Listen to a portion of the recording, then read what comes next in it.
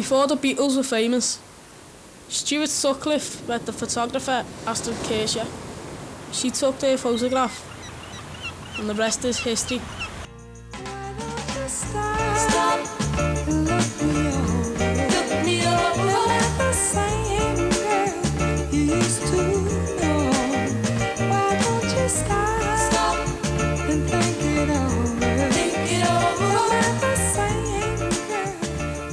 I can't remember exactly how it was we came to be on St George's Plateau that day. What I do remember is my father saying, we've got to be up really early tomorrow because they're taking photographs of all these Liverpool bands and we've got to be at St George's Plateau. I think it was for about 7:30 in the morning. You weren't supposed to take drum kits or anything like that, just guitars or drumsticks and yourselves. But Dad being Dad, we got the drum kit in the car. We got there before anybody else to make sure we were down at the front.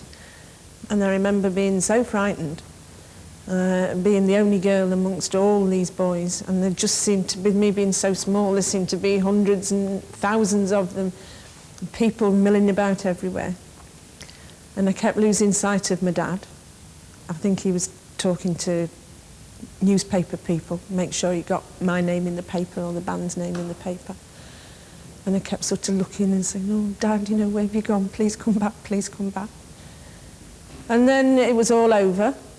And I remember we got paid £1 each. And I think my dad pinched mine. In those days, if you made it, you served your apprenticeship.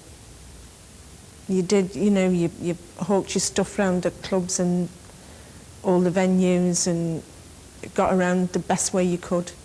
And if you made it, you really made it off your own back, not through the hype and the media that they have today.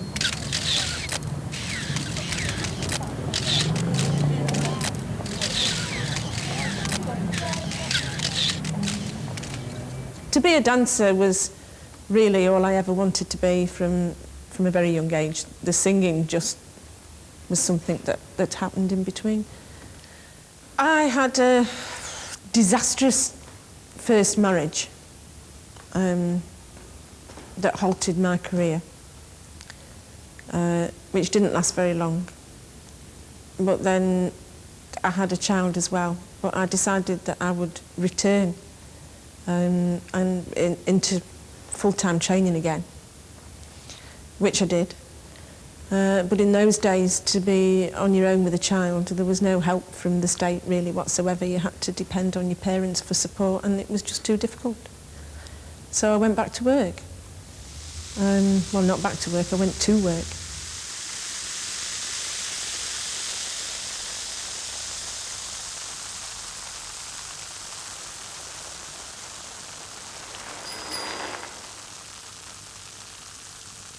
And when I used to sing, I remember coming off the stage and back down to everyone was dancing and they sort of all crowded around and going, oh, Carla, I think you're brilliant. Oh, Carla, I think you're wonderful. So it was great. You know, I loved being in the limelight. It was super. But I tell you something, when you drop out of the limelight, it's a difficult thing to cope with.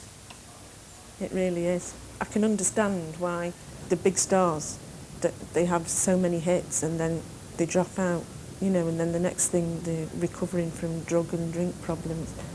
It must be horrendous when you're that big, all of a sudden to just like drop off the face of the earth.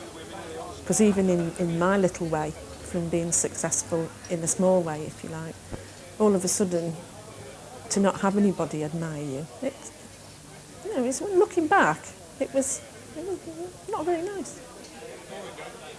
In the last 30 years, my life's taken so many twists and turns.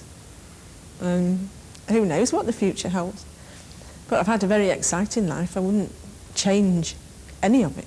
I wouldn't go back to being 12 and know what I know now and alter anything. I've had a great life. And I'm very settled now. We're happy in what we do. We're very lucky. We travel a lot. We've been halfway around the world. We love it.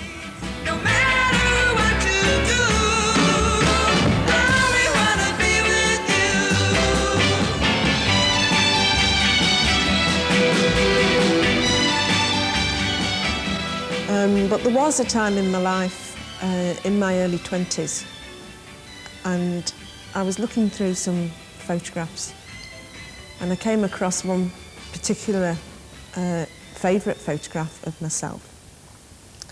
And I remember looking at it this day and thinking, what a waste.